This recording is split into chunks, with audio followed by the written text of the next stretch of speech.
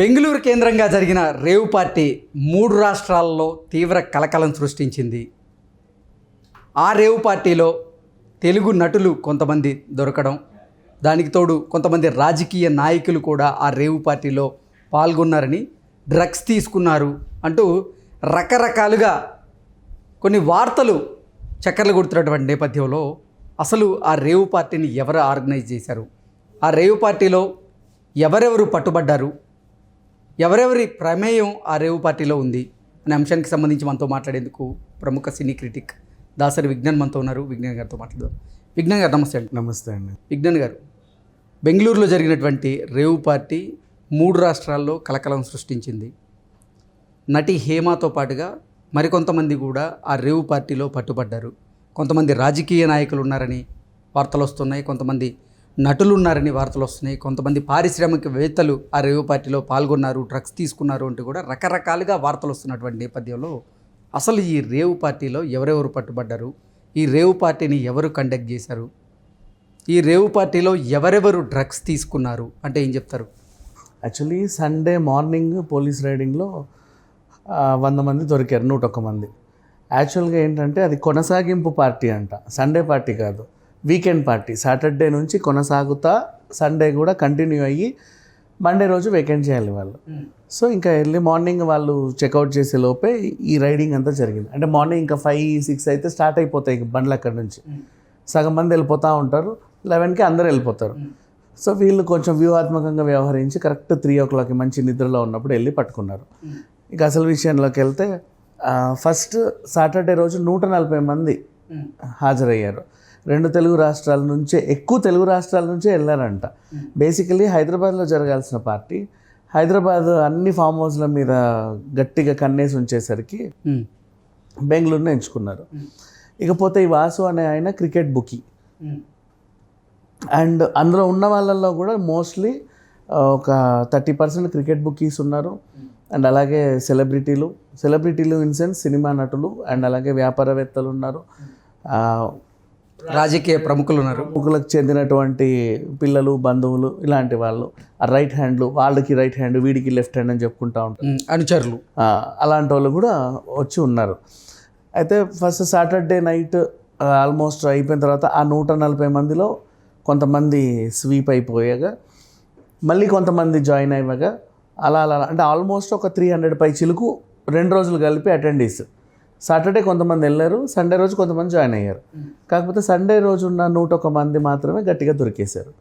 70 మంది పురుషులు అండ్ మిగతా 26 మెంబర్స్ ఫీమేల్స్ ఉన్నారు. ఇకపోతే దీంట్లో మనకి రిషి చౌదరి అనే ఒక ఆయన, గతంలో మనకి కేపీ చౌదరి పట్టుబడ్డారు డ్రగ్స్ కేసులో, గుర్తుందా, రజనీకాంత్ ప్రొడ్యూసర్. సో అలాగే డింపుల్ చౌదరి, అరుణ్ చౌదరి, వెంకట్ చౌదరి, వీళ్ళందరూ ఆ కేపీ చౌదరికి అత్యంత సన్నిహితులు అనమాట. వీళ్ళందరూ అందులో దొరికారు. వీళ్ళతో పాటు అండ్ యాక్చువల్గా ఇక హేమ గారి విషయానికి వస్తే, ఆవిడ నేను ఎక్కడ లేను ఇక్కడ లేనని ఒక వీడియో రిలీజ్ చేయడం, పోలీసులు ఏమో అసలు ఆవిడ అక్కడే ఉండి ఏంటంటే మేము అబద్ధం చెప్తున్నావా అని చెప్పేసి వాళ్ళు కౌంటర్ ఇవ్వడం, అడ్డంగా బుక్ అయిపోయింది, అబద్ధం అని చెప్పి తెలిసిపోయింది. ఆమె వీడియో చేయకుండా ఉన్నా బాగుండేది, లేదా బ్యాక్గ్రౌండ్ ఏదన్నా ఒక వాల్ పెట్టుకొని చేసినా బాగుండేది. కానీ యాజ్ ఇట్ ఈజ్ ఆ ఫామ్ హౌస్ బ్యాక్గ్రౌండ్ అంతా పెట్టుకొని చేసింది. దానివల్ల అఫ్కోర్స్ ఈమె వాల్ పెట్టి చేసినా పోలీసులు కౌంటర్ ఇచ్చేవాళ్ళే, ఎందుకంటే వాళ్ళ సిన్సియారిటీ దెబ్బతింటది కదా, వాళ్ళు చెప్పిన తర్వాత క్రెడిబిలిటీ దెబ్బతినే. నేను కాదు అని వాళ్ళు ఎలా అంటారు, అందుకని చెప్పేసి అన్నారు. అండ్ చిరంజీవి అనే ఆయన హేమకి అత్యంత సన్నిహితుడు. ఈయన దగ్గరుండి అందరికీ అదేంటిది పిలుపుల కార్యక్రమం అంతా ఈయన చూసుకున్నాడు అనమాట, ఇన్విటేషన్స్ అన్ని. అంటే ఇకపోతే ఇప్పుడు చిరంజీవి అందరినీ ఇన్విటేషన్లు సాగనంపేవడం ఇవన్నీ ఇది ఆర్గనైజ్ చేశాడు అంటే మెయిన్ ఆర్గనైజర్ ఇండైరెక్ట్గా హేమనే అయిపోతుంది. అంటే తను ఆర్గనైజ్ చేసినట్టుగా ఆధారాలు లేకపోయినప్పటికీ చిరంజీవి ఆర్గనైజ్ చేశాడు. చిరంజీవి ఏమో హేమకు అత్యంత సన్నిహితుడు. లైక్ ఇప్పుడు ఫర్ ఎగ్జాంపుల్ మన సెలబ్రిటీ పార్టీలన్నీ మంచులక్ష్మి ఆర్గనైజ్ చేస్తుంది. అంటే కన్నడ మీడియా కూడా అసలు ఈ రేవ్ పార్టీని ఆర్గనైజ్ చేసింది హేమనే అంటూ కూడా కొన్ని వార్తలు రాసుకుంటూ వస్తున్నారు నేపథ్యంలో. అనే వాళ్ళు కూడా ఉన్నారు. ఇక హేమ విషయానికి వస్తే ఎందుకు కన్నడ వాళ్ళు అంత సీరియస్గా తీసుకున్నారు అంటే, సినీ నటులు దొరికారు అంటే కన్నడ నటులు దొరికారేమో అని చెప్పేసి చాలామంది అనుకునే ఛాన్స్ ఉంది. తెలుగు వాళ్ళు అక్కడికి వెళ్ళి చేసిన రచ్చ అది, అవునా. ఇప్పుడు ఫర్ ఎగ్జాంపుల్ చెన్నైలో చేశారనుకోండి, నడిగర్ సంఘం కూడా సీరియస్ అవుతుంది. ఎందుకు అంటే నడిగ సంఘం వాళ్ళు ఉన్నారేమో అని వాళ్ళ మీద వస్తుంది. ఇప్పుడు ఎవరి నటులను కాపాడుకునే బాధ్యత వాళ్ళకు ఉంటుంది. ఇప్పుడు తెలుగు రాష్ట్రం నుంచి చెందినటువంటి నటులు అక్కడికి వెళ్ళారు. సినీ తారలు రేవు పార్టీలో దొరికారంట అంటే మళ్ళీ కన్నడ సినీ ఇండస్ట్రీ మీద ఒక మచ్చబడిపోతుంది. ఈవెన్ చెన్నైలో అంతే. సో అందుకు వాళ్ళు కొంచెం చాలా సీరియస్గా తీసుకున్నారు. అండ్ ఇక వ్యాపారవేత్తల గురించి మాట్లాడుకుంటే భారీ ఎత్తున డబ్బులు కూడా అక్కడ చేతులు మారాయి. అండ్ వాళ్ళు ఇంచుమించు క్యాజినోకి తక్కువ, పేకాటకి ఎక్కువ రేంజ్లో అక్కడ కూడా జూదాలు కూడా ఆడినటువంటి దాఖలాలు ఉన్నాయి.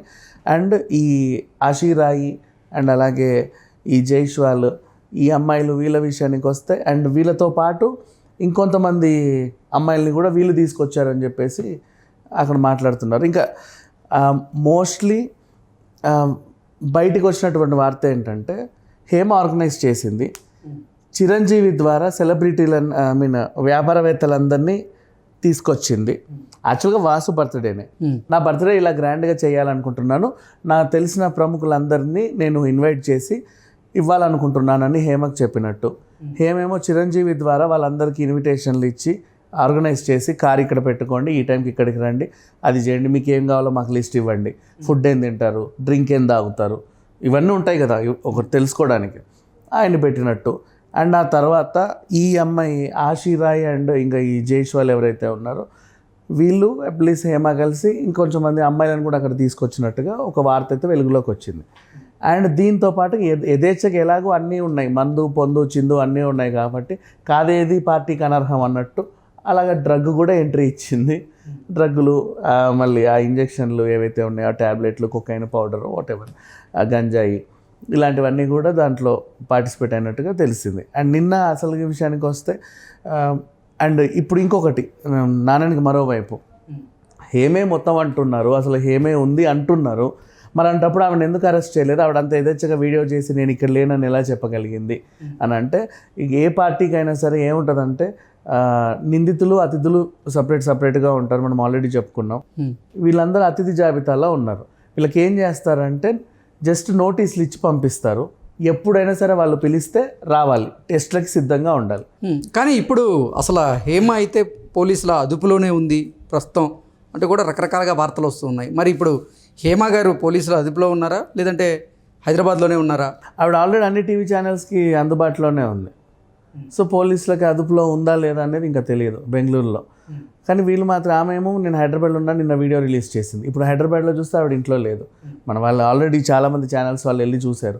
ఆవిడేమో నేను ఏదో ఫామ్ హౌస్లో ఉన్నా అని చెప్పింది. ఓహో ఇంట్లో లేదంటే ఏదో ఫామ్ హౌస్లో ఉంది అంటే మోయినాబాద్లో ఉందో, ఇబ్రహీంపట్నంలో ఉందో, చేవెళ్ళలో ఉందో, ఇట్లా వికారాబాద్లో ఉందో అనుకుంటున్నారు. కానీ ఇవన్నీ పక్కన పెడితే బెంగళూరులో ఉందని ఆల్మోస్ట్ అంటున్నారు. ఆమెమో లేదంటుంది, అంతే సంగతి.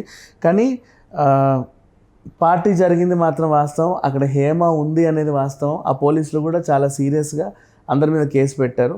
కానీ వీళ్ళని ఎందుకు అరెస్ట్ చేయలేదు అంటే ప్రజెంట్ వీళ్ళకి నోటీసులు మాత్రమే ఇచ్చారు. అండ్ ఇంకొకటి ఏంటంటే వీళ్ళకి ఈ కొకైన్ డ్రగ్స్ తీసుకున్నది వాళ్ళు ఎవరైతున్నారో 72 hours తప్పించుకోవడానికి ట్రై చేస్తారు మ్యాక్సిమం. ఆ 72 hours తర్వాత బాడీలో నుంచి దానికి సంబంధించిన మూలాలన్నీ పోతాయి అనేది వాళ్ళ ఫీలింగ్.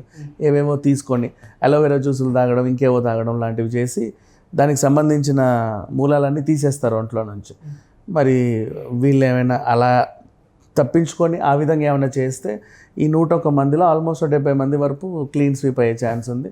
ప్రముఖులు ఇంకెవరైనా ఉంటే వాళ్ళని మాత్రం పట్టుకొని అరెస్ట్ చేసి లోపల దోస్తారు. బట్ ఏ డ్రగ్ కేసు అయినా సరే జైలు వరకు, రిమాండ్ వరకు వెళ్ళడం ఇప్పటిదాకా నేను చూడలేదు దాఖలా. అంటే until and unless A China A Negro